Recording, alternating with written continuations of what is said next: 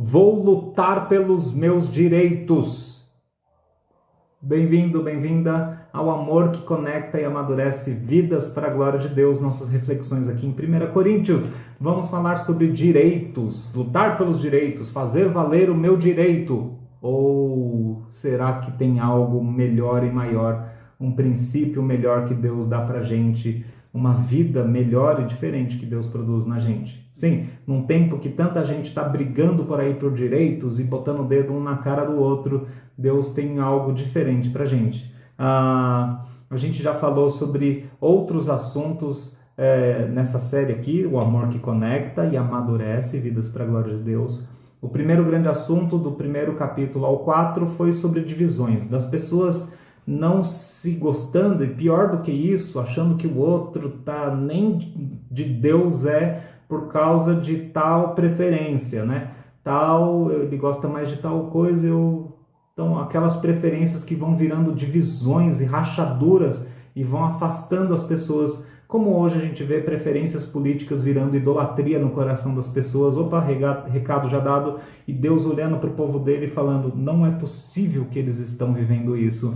E naquele momento da carta, Deus trata isso acabando com as divisões e colocando Cristo de novo no centro do olhar das pessoas, falando, olhem para aquilo que é essencial e aquilo que é o valor da nossa fé, a cruz de Cristo, Jesus. Então ele lida com aquelas divisões. Depois tem um assunto maior ali do capítulo 5 até o final do 7, que são os relacionamentos sexuais, as imoralidades sexuais, E aí Deus de novo colocando ordem na casa, mostrando como aquelas pessoas naquela cidade maluca em relação a sexo, como aqueles cristãos que também estão vivendo loucuras, eles deveriam viver honrando a Cristo no corpo também. Então, tanto o espírito é de Cristo, quanto o corpo é de Cristo, e mostrando, dá para viver a sexualidade de forma legal, bem bacana, bem joia, para a glória de Deus. E ele dá os caminhos lá. Ou o solteiro vai viver a pureza ali, ou vai viver de um jeito a sua pureza sexual, ou o casado também vai viver de um jeito a sua pureza sexual, aproveitando do casamento e tal. Assunto passado também. Então, no último episódio, no último capítulo de 1 Coríntios, aquele capítulo 8, inaugurou um novo problema. Claro que é um problema que já está um pouco para trás e está um pouco para frente também, que é o problema da liberdade. Então, eu sou livre em Cristo para fazer o que eu quiser. Então, é o assunto que é tratado do capítulo 8 ao capítulo 11, problema do uso da nossa liberdade ou o mau uso da nossa liberdade cristã, é tratado aqui do capítulo 8 até o final do 11, beleza? E aí Paulo tem essas frases aqui, esses pontos a colocar, como eu já disse, né, no último episódio. O princípio ali era o amor liberta meu eu para edificar o outro. Então, eu sou livre em Cristo, eu sou livre de mim mesmo, do meu egoísmo, das minhas vontades, eu tenho que fazer tudo como eu sempre quis, eu sempre quero, eu sempre me vem no coração, eu quero fazer. Não, o amor de Cristo me liberta disso e eu posso edificar o outro. Foi por isso que a gente viu lá, contudo, tenham cuidado para que o exercício da liberdade de vocês não se torne uma pedra de tropeço para os fracos, Paulo falou lá no verso 9 do capítulo 8. Então, você é livre, legal, mas cuidado com o exercício da tua liberdade, para isso não se tornar uma pedra de tropeço para o outro, o irmão mais fraco, que tem outra opinião, que ainda não aprendeu certas coisas.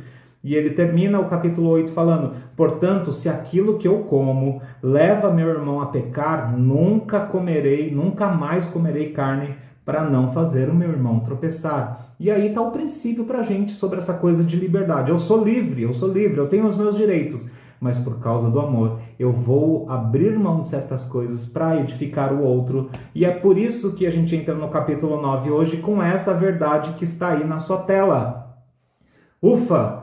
O avanço do evangelho é a melhor razão para o cristão amadurecer e responder abrindo mão. De novo, o avanço do evangelho é a melhor razão para o cristão amadurecer e responder abrindo mão. Essa é a grande ideia do texto, o principal, Fica aí na tua tela enquanto eu vou ler do verso 1 ao 14 do capítulo 9 de 1 Coríntios, ok? Capítulo 9, verso 1 diz assim, Paulo dizendo para eles, não sou livre? Não sou apóstolo? Não vi Jesus nosso Senhor? Não são vocês resultado do meu trabalho no Senhor? Ainda que eu não seja apóstolo para outros, certamente eu sou para vocês, pois vocês são o selo do meu apostolado no Senhor. Esta é a minha defesa diante daqueles que me julgam. Não temos nós o direito de comer e beber? Não temos nós o direito de levar conosco uma esposa crente, como fazem os outros apóstolos, os irmãos do Senhor e Pedro? Ou será que só eu e Barnabé não temos o direito de não trabalhar?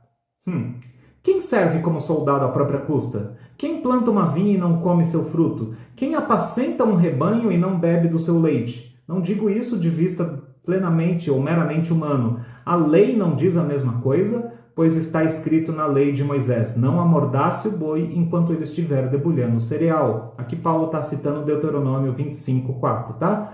Ponto. Por acaso é com bois que Deus está preocupado? Não é certamente por nossa causa que ele o diz?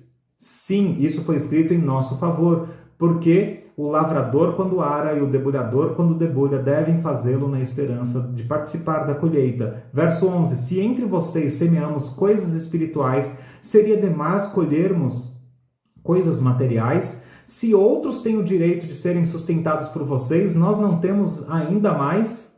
Mas nós nunca usamos desse direito. Ao contrário, suportamos tudo para não colocar obstáculo algum ao Evangelho de Cristo.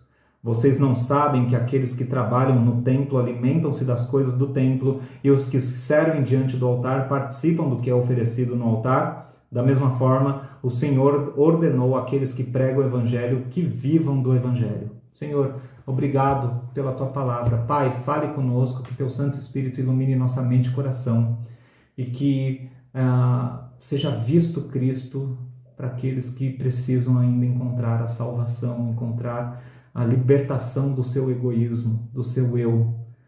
E para todos os demais, que Cristo também seja visto para a transformação, amadurecimento, o crescer para abrir mão também dos direitos para cuidar do outro. Em nome de Jesus. Amém. Ok? Você tem aí na sua tela o primeiro ponto aí do verso 1 ao 6 é que Deus está mostrando aqui para a gente. Ele está, na verdade, fazendo um questionário, um interrogatório. Ele está botando a gente contra a parede. Você viu que tem muita pergunta nesse texto aqui. Não sou livre, não sou apóstolo, não vi o Senhor Jesus. Vocês, Igreja de Corinto, não são o resultado do meu trabalho, do meu esforço no Senhor. Não isso, não aquilo, será que tal coisa, será que a gente não pode isso, será que a gente não tem tal direito? E aí ele vai dando várias razões, mas é como se fosse um monte de pergunta e Deus colocando a gente contra a parede, porque você viu que o assunto aqui desse trecho todo é dinheiro, e a gente vai falar sobre dinheiro, mas o que está por trás disso tudo ainda é aquele assunto maior, a minha liberdade, os meus direitos. Então as pessoas estavam fazendo as coisas de qualquer jeito e falando, não, eu sou livre em Cristo, eu posso fazer o que eu quiser, vou tomar minha cervejinha, colocar no meu status lá, eu nem fui na igreja, não estou nem aí, porque eu sou livre em Cristo, e aí não importa o que o outro ache, não tem nenhum problema não. E aí, esse é um assunto que é tão tranquilo de conversar, tá lá na Bíblia o que é, o que não é, mas as pessoas têm a tendência de fazer o que quer, porque quer, e ele quer fazer o que quer. E aí Deus está mostrando assim, e aí, vamos falar sobre direitos então? Vamos falar sobre liberdades e direitos, vamos falar sobre responsabilidade então. E aí Paulo, ele vai usar aquele princípio do que ele falou no outro capítulo, né? Que o amor liberta eu de mim mesmo, para eu poder abrir mão das coisas e edificar o outro. Esse princípio do amor, que eu posso abrir mão das coisas para cuidar do outro, ele vai usar como agora o exemplo dele mesmo e o assunto vai ser dinheiro. É como se Deus estivesse falando, esses papos de vocês aí, uns papos tão furado, tão fraquinho, vocês se dividem e querem fazer suas vontades, com coisas tão bobas, vamos falar de um assunto profundo aqui, vamos falar de dinheiro. Aí ele começa a botar a gente na parede com algumas perguntas aí. Então, responda quando Deus pergunta, meus servos têm algum direito? Então, você vê, não sou livre, não sou apóstolo, não vi o Senhor Jesus, vocês não são fruto do meu resultado. E aí ele se defende, porque provavelmente tinha gente que não achava que ele era apóstolo, porque ele não era mandão, não chegava quebrando tudo, certo? É só ler 1 Coríntios, 2 Coríntios, vocês vão ver que o pessoal achava que ele era muito tranquilo, Paulo não chegava quebrando tudo e invadindo e destruindo. Os caras falam, isso não é apóstolo não, tem que quebrar as coisas, tem que fazer valer a força aqui. E aí Paulo mostra as credenciais dele e fala, Jesus não era assim, eu não sou assim, e eu tenho meu selo de apostolado, aqui está a carteira, fechei a carteira. Então, são perguntas retóricas. Eu não sou apóstolo? Sim, ele era. Então, ele meio que fecha esse assunto, mas vai entrando no assunto dos direitos, né? Eu não tenho direito, então, de comer e beber, eu não tenho direito de levar uma esposa comigo e ser bancado financeiramente pela igreja, como os outros são, os outros apóstolos, os irmãos de Jesus, Pedro, e ele cita Pedro porque tinha um partido lá na igreja de Coríntio que amava Pedro. Falou, então, vocês não dão dinheiro para Pedro e a esposa dele, porque eles estão no evangelho e pregando o evangelho, vivendo só disso, vocês não estão auxiliando ele com dinheiro, eu não tenho direito de receber isso também, ou só eu e Barnabé não podemos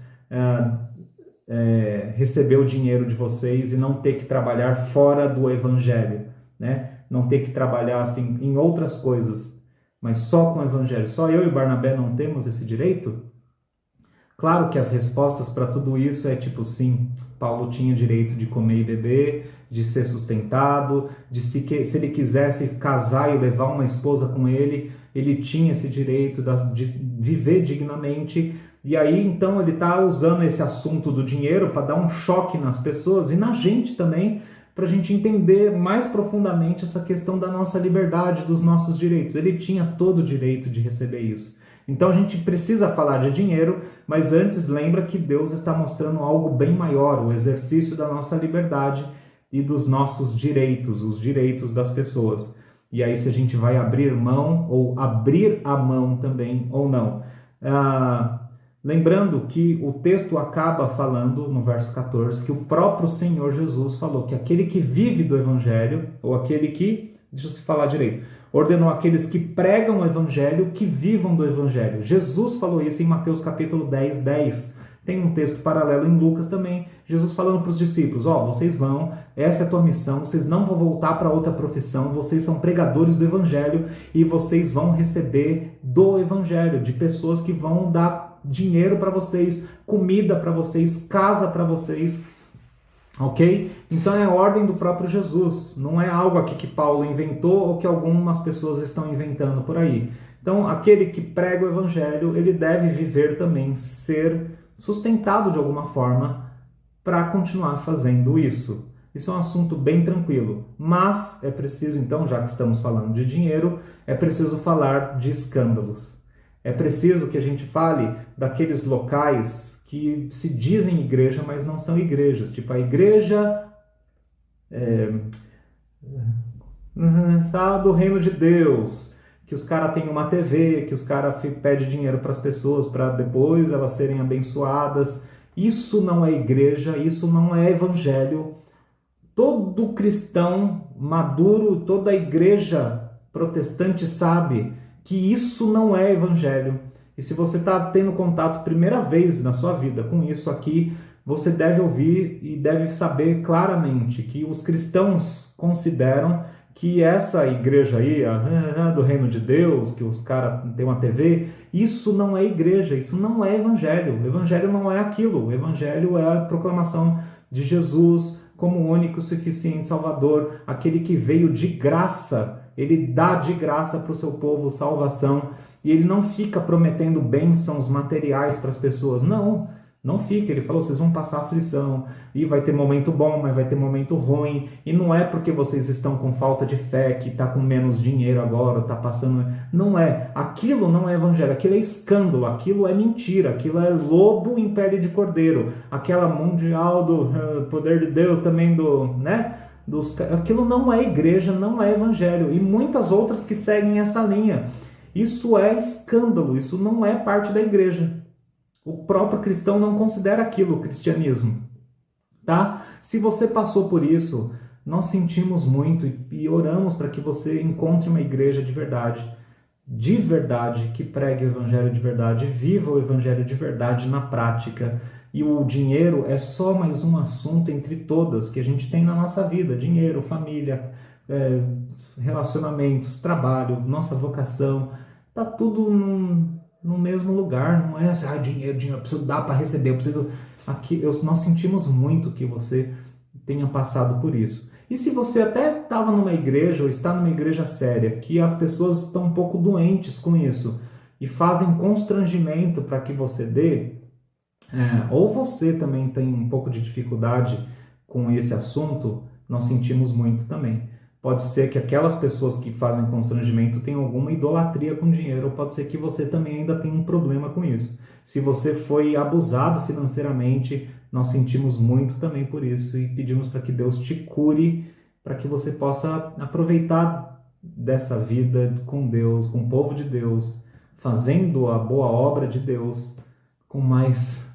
cura no teu coração, e mais tranquilo e mais em paz com esses assuntos. Não seja um assunto que você... No Brasil o dinheiro é muito tabu, né? A gente considera quem tem mal e quem não tem é bom. Não é isso, né? O dinheiro é só mais uma das coisas que tem no mundo, beleza?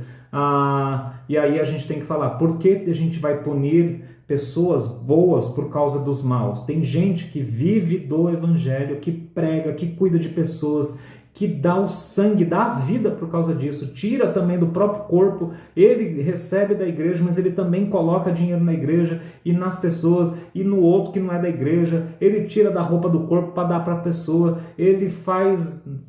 Você conhece pessoa que é assim. Se você andar um pouquinho no meio do povo de Deus, espalhado pelo Brasil e pelo mundo, você vai ver gente assim, que é gente de Deus, que está se desgastando no evangelho, na pregação do evangelho, no cuidado de pessoas. Então a gente tem que ter cuidado para não punir os bons por causa dos maus. Nunca vou de negócio de dinheiro. Cara, isso aqui eu já te falei que é um engano, e tem pessoa vivendo coisas boas para Deus e cuidando de pessoas, tá bom? É uma questão de maturidade para a gente. E Jesus vai fazendo esses questionamentos para a gente abrir o nosso olho e acordar que o avanço do evangelho é a melhor razão para o cristão amadurecer, sair desses enganos, sair dessas coisas que machucaram o teu coração e ver o evangelho agora avançando de verdade e você amadurecer, ser curado, responder abrindo mão, beleza? Do verso 7 em diante, você vai ver aí que Paulo dá razões práticas e teológicas para abrir a mão, para contribuir financeiramente com alguém. Então, do 7 ao 10, você vê que ele falou ali, que soldado que serve a custas próprias? Que agricultor que está plantando as coisas e não está esperando também colher para sua própria família um pouco, uma parte para a sua família? Quem que cuida de um rebanho e também não vai colher, vai ter o leite que ele fala, né? Não vai pegar uma parte do fruto daquilo lá que ele está cuidando do rebanho para cuidar da sua própria família. E aí Paulo está falando assim, gente, é vida prática, olha aí para o lado, né? O fulano ali não trabalha na mecânica e ele faz o que com aquele trabalho dele? Ele come, ele tem uma roupa, tem uma casa, paga um aluguel, ele está pagando as prestações, ele tem as coisinhas dele, cuida da família dele, tá bom? O outro ali não trabalha na empresa? Trabalha na empresa. E aí, o que ele faz com aquilo? Ele trabalha, ele tem esforço, trabalho duro? Sim. E aí, o que acontece? Ele cuida da família, ele cuida dele, ele tem um dinheiro para comer, é um mínimo de dignidade. Trabalho duro deve ser recompensado. Paulo fala assim, olha para o lado, gente. As pessoas trabalham, então elas não recebem uma recompensa, por isso recebem.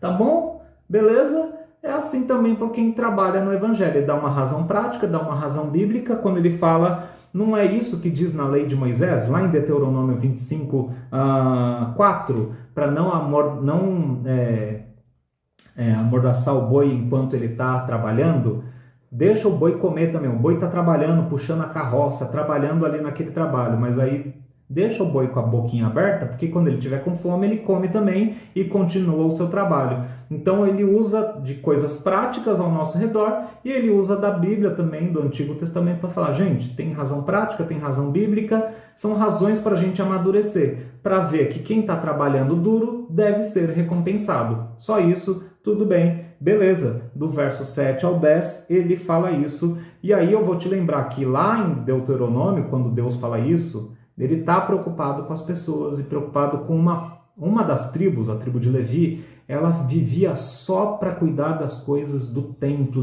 das coisas de Deus, enquanto todas as outras, todo mundo tinha trabalho, tinha um monte de coisa, os levitas só trabalhavam no templo. E aí Deus falou, separa uma parte, todo mundo separa uma parte para os levitas, para eles terem comida, para eles terem uma roupa, para eles terem casa. Para eles também, até com o dinheiro que vocês estão dando, o dinheiro e alimento que vocês estão dando, ele tem o prazer dele também falar, eu vou ofertar também. Ele também conseguir tirar um pouquinho e falar, estou dando minha oferta também. Até isso Deus falou assim, deixa eles darem a oferta também, gente, dá um pouquinho para ele poder separar. Ele falou, agora eu ganhei. Veio um pouquinho dele, um pouquinho dele, um pouquinho dele, um pouquinho. E bateu o 10.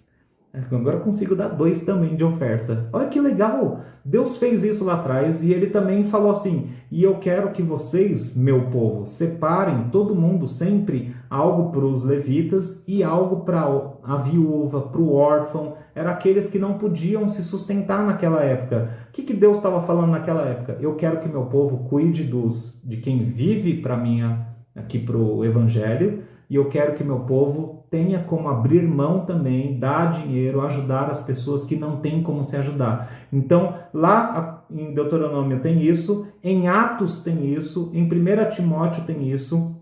Você vai achar em 1 Timóteo esse mesmo princípio, capítulo 5, você vai achar as mesmas coisas. Paulo falando assim, os presbíteros que são honrados, homens de Deus, são bons, não são um escândalo, não são enganadores. Homens de Deus trabalhando por evangelho e estão ali fazendo isso de forma boa, homens, pastores, pessoas trabalhando nisso aqui, bons, que estão fazendo bem isso daqui, são dignos de dupla honra. Que significa, paga um pouquinho mais para esses caras cuidarem da família deles. No mesmo capítulo de Timóteo, Deus também está falando, cuide das viúvas, mas presta atenção nessas aqui, e que aquelas que têm família, que a família possa ajudar, mas aquelas que não têm, que a igreja possa ajudar. É o mesmo princípio, que a gente amadureça para tirar um pouco do nosso e dar para os outros, aquele que está trabalhando no evangelho e aquele que, sendo crente ou não crente, não tem nada, e a gente é chamado por Deus para ir cuidar destas pessoas,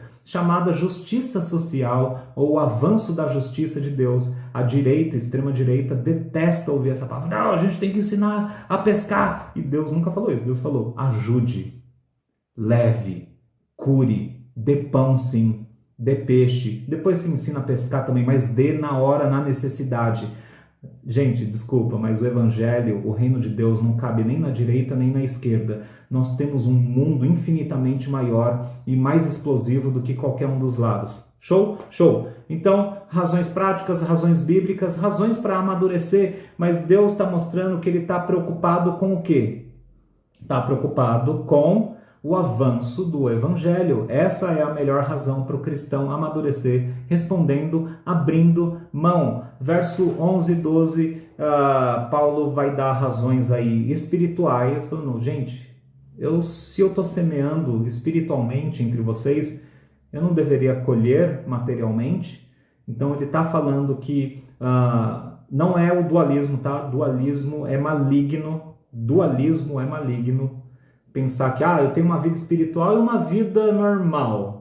Tem pessoas espirituais, tem o padre, tem o pastor e tem a gente que é normal. Isso é dualismo. Eu vou para a igreja, aqui eu sou de Deus, domingo eu sou de Deus. E de segunda a sábado você toca o inferno, né? Isso é dualismo. Não existe uma vida espiritual e uma vida que você... Pronto, saí da igreja... Não é isso que o texto está falando. Nunca foi. E vida espiritual e vida material são totalmente ligadas, intrínsecas, não se descola isso.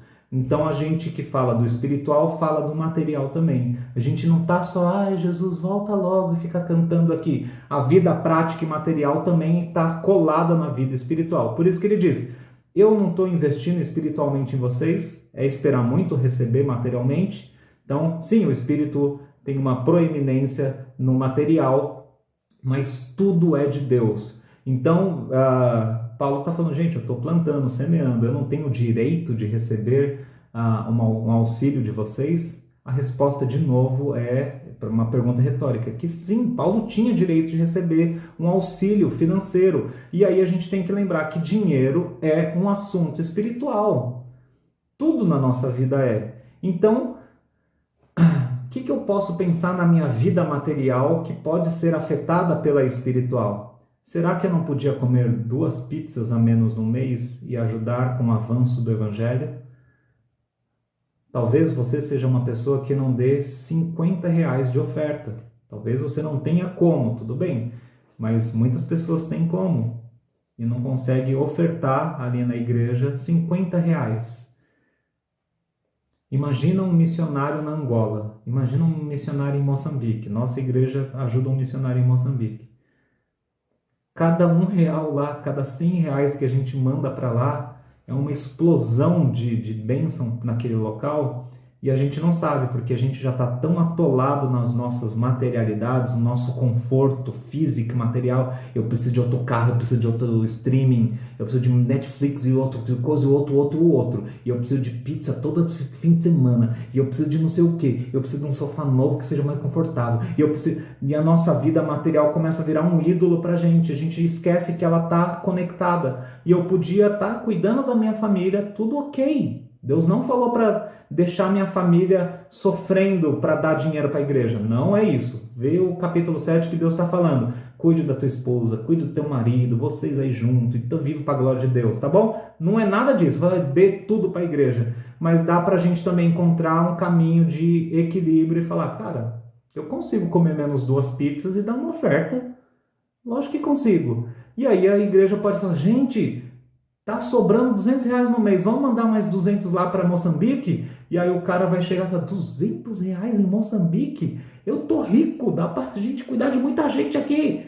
E você vê lá a situação de Moçambique, como é. E não é só lá no longe, é aqui também, é no perto. São as pessoas que estão investindo espiritualmente, cuidando da igreja, avançando o evangelho no Senhor. E a gente pode talvez pensar, se a gente não consegue lidar melhor com o material para poder investir mais materialmente e colher resultados espirituais. Está tudo conectado. Sim, porque o avanço do Evangelho é a melhor razão para o cristão amadurecer e responder abrindo mão. E aí você está falando, Rafa, você está falando aí o tempo todo que Paulo está pedindo dinheiro, né? Olha o próximo verso. Nós nunca, metade do 12, né? Da metade do 12 em diante. Mas nós nunca usamos desse direito. Ao contrário, suportamos tudo para não colocar obstáculo algum no Evangelho de Cristo. Paulo mesmo está falando que o Evangelho faz o cristão amadurecer e abrir mão. Se por um lado aquelas pessoas podiam abrir mão dos seus confortos e tirar um pouquinho, falar, não, só 50 mais, vamos dar uns 50 de oferta, 100, tem gente que pode dar muito mais, mas aí, enfim, abrir mão e poder dar um pouquinho, contribuir com o avanço do Evangelho. O próprio Paulo mostra que ele também está usando do mesmo princípio e ele está abrindo mão de receber esse dinheiro para não causar nenhum obstáculo para o Evangelho, para ninguém falar, não sei não, esse dinheiro, ele está falando, não precisa me mandar não.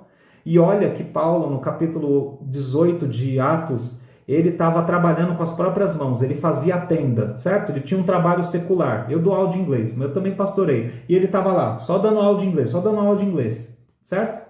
E aí, quando sobrava tempo, ele ia pregar o Evangelho. Quando chegou Silas e Timóteo, o texto diz, em capítulo 18 de Atos, você vai ver isso, do 1 ao 4, ele está trabalhando lá, e pregava só de vez em quando ele tinha tempo, né? Está trabalhando lá, dando aula de inglês, tá fazendo tendas, E aí, quando chega Silas e Timóteo, os companheiros dele, gente também do ministério, aí ele vê que chegou ajuda financeira e material, ele fala...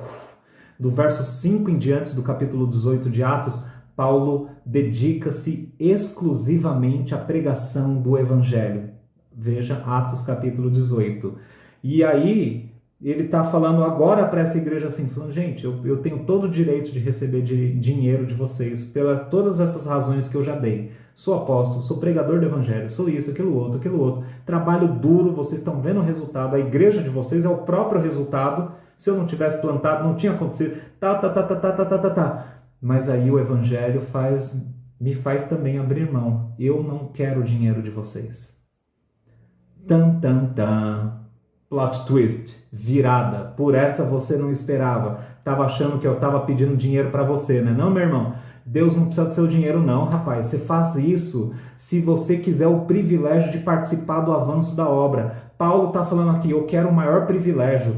Vai me dar essa oferta? Não precisa não. Guarda aí, vamos dar para mais pessoas, para outras pessoas também trabalharem e outras pessoas também pregarem o evangelho. Ele mesmo abriu mão do direito de receber esse dinheiro. Ele abriu mão do direito. Ele abriu mão do dinheiro, porque tem um tesouro maior, o avanço do evangelho.